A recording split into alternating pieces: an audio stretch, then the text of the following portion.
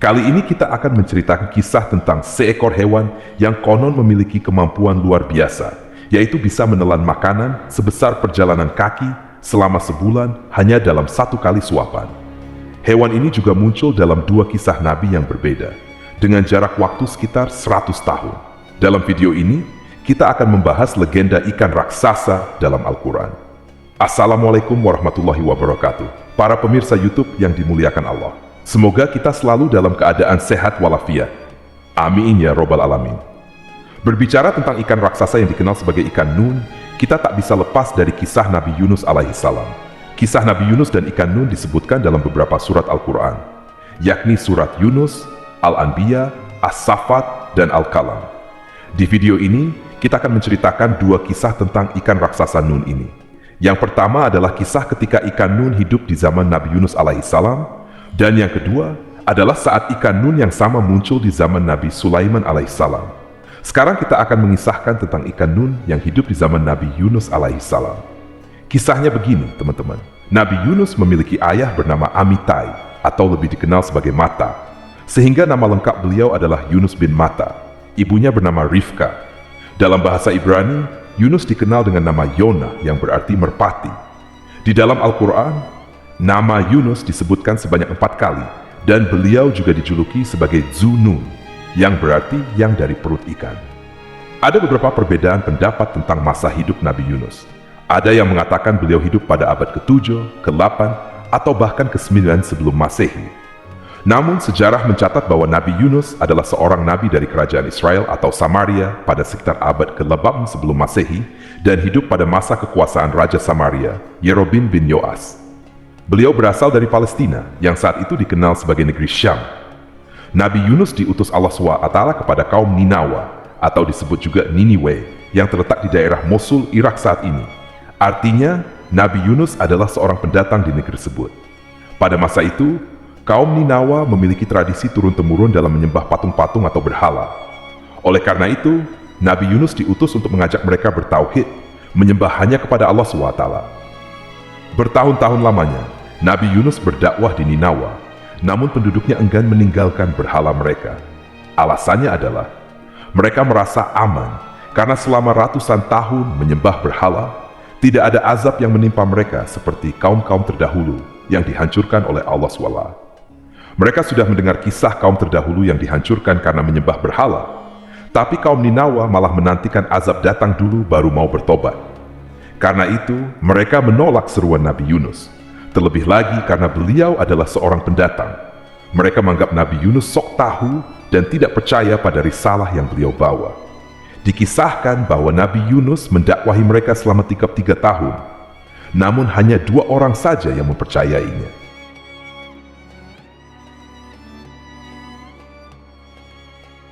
Mereka berkata, "Sudahlah Yunus, urusi saja hidupmu sendiri. Jika engkau ingin memiliki pengikut, berdakwahlah di kampung halamanmu." Nabi Yunus, yang merupakan manusia biasa, mendengar hinaan dan penolakan itu. Beliau merasa kecewa dan marah. Suatu hari Nabi Yunus memutuskan untuk pergi meninggal kaumnya. Saat itu, Yunus pergi dalam keadaan hati yang kecewa dan marah.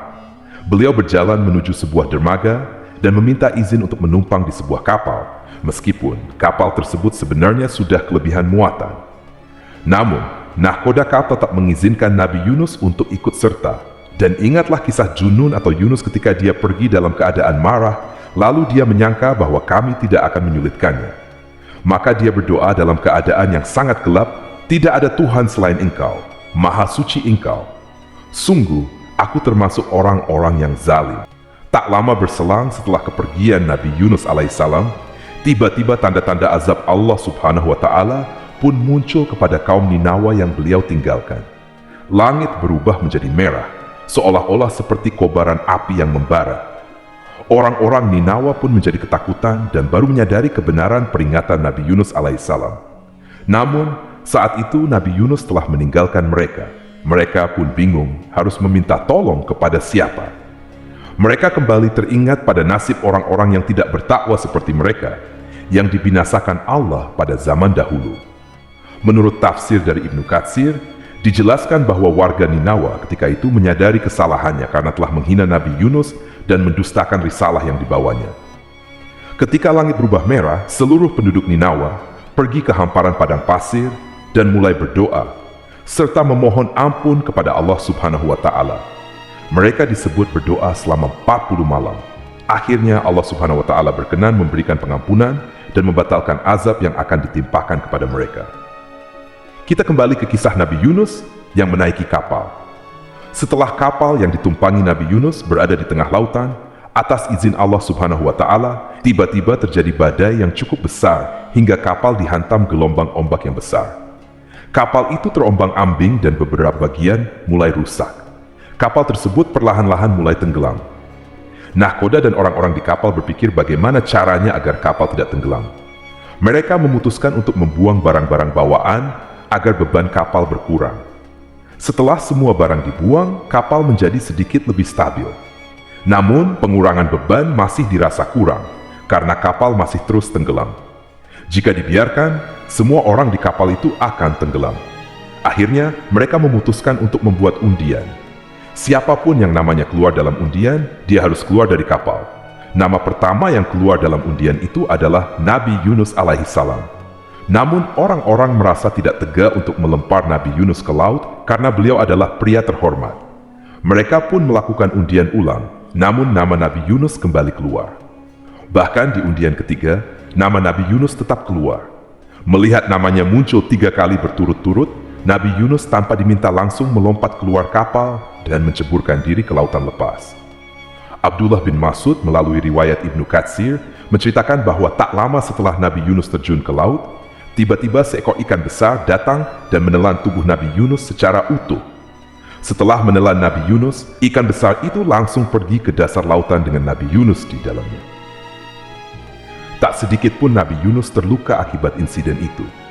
Namun, sesaat setelah ditelan, Nabi Yunus kaget dan sempat pingsan beberapa saat. Setelah sadar, beliau mengira dirinya sudah mati. Namun, begitu mengetahui tubuhnya tidak terluka sedikit pun, Nabi Yunus langsung bersyukur dan berdoa di dalam keadaan gelap gulita itu. Mendengar doa dari Nabi Yunus alaihissalam, Allah Subhanahu wa Ta'ala memaafkan Nabi Yunus yang sejatinya Allah Subhanahu wa Ta'ala berencana mengurung Yunus hingga hari kiamat. Namun, karena doanya tersebut, akhirnya Allah Subhanahu wa Ta'ala mengeluarkan Nabi Yunus dari dalam perut ikan itu. Sungguh Yunus benar-benar termasuk salah seorang rasul. Ingatlah ketika dia lari ke kapal yang penuh muatan, kemudian dia ikut diundi. Ternyata dia termasuk orang-orang yang kalah dalam undian. Maka dia ditelan oleh ikan besar dalam keadaan tercela. Maka sekiranya dia tidak termasuk orang yang banyak berzikir dan bertasbih kepada Allah, niscaya dia akan tetap tinggal di ikan itu sampai hari kebangkitan.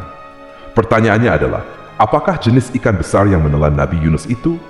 Ada riwayat yang mengatakan ikan itu adalah ikan paus, tetapi di Al-Quran sebenarnya tidak dijelaskan secara rinci tentang jenis ikan tersebut.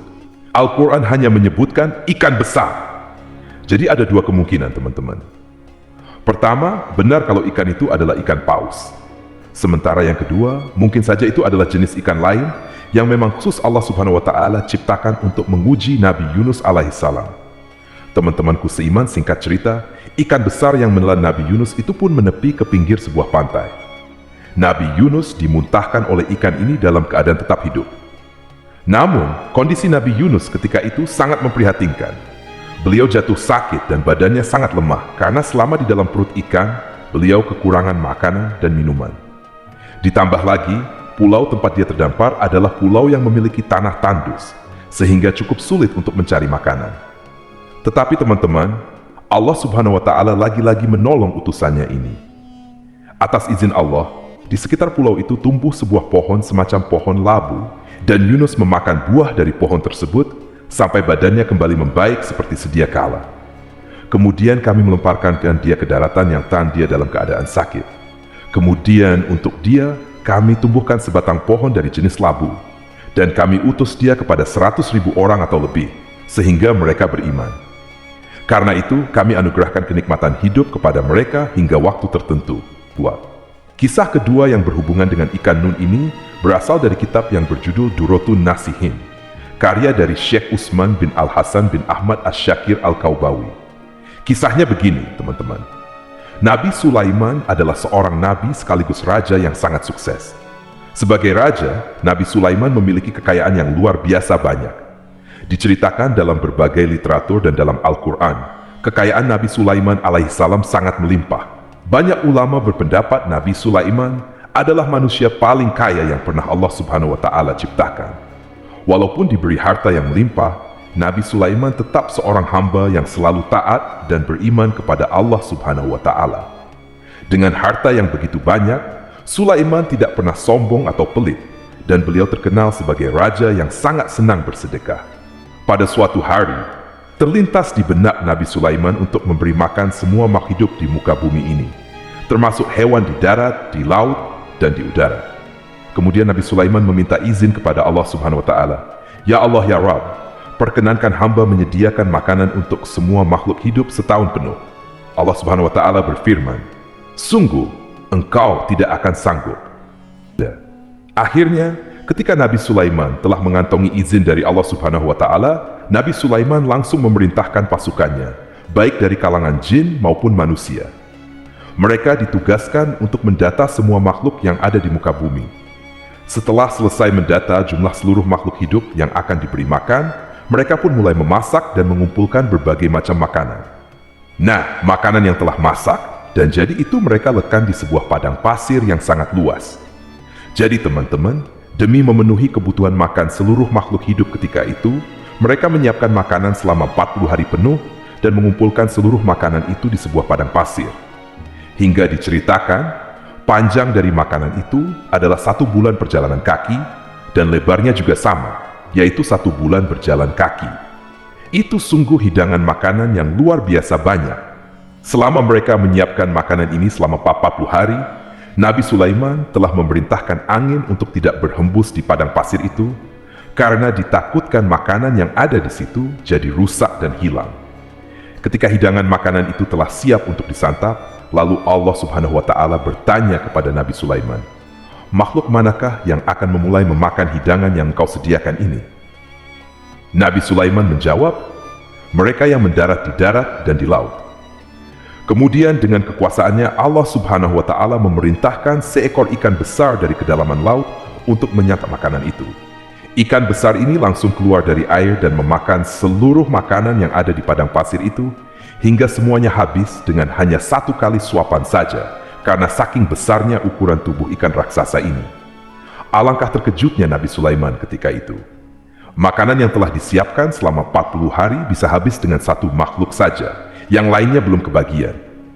Bahkan ikan raksasa ini setelah selesai menyantap hidangan, berkata kepada Nabi Sulaiman, "Wahai Sulaiman, kenyangkanlah perutku sekarang, aku masih merasa lapar."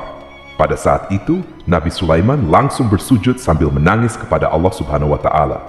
Beliau memohon ampunan karena merasa sombong dan merasa mampu memberi makan semua makhluk hidup. Padahal untuk memberi makan 1 ikan saja, dia masih belum cukup mampu. Kisah Nabi Sulaiman ini memberikan kita pelajaran dan peringatan bahwa Allah Subhanahu wa Ta'ala itu benar-benar maha kaya dan tak ada yang bisa menandingi kekayaannya. Apalagi itu cuma Nabi Sulaiman alaihissalam, dan hanya Allah Subhanahu wa Ta'ala yang sanggup dan mampu memberi makan seluruh makhluk hidup di muka bumi ini dari awal zaman hingga akhir zaman. Jadi itulah kisah tentang legenda ikan raksasa dalam Al-Quran. Semoga kisah ini bermanfaat. Lebih dan kurangnya mohon dimaafkan. Yang benar datangnya dari Allah Subhanahu wa Ta'ala, khilaf atau keliru itu datangnya dari saya pribadi sebagai manusia biasa. Sampai ketemu di kisah-kisah seru yang penuh makna selanjutnya. Saya akhiri, wassalamualaikum warahmatullahi wabarakatuh.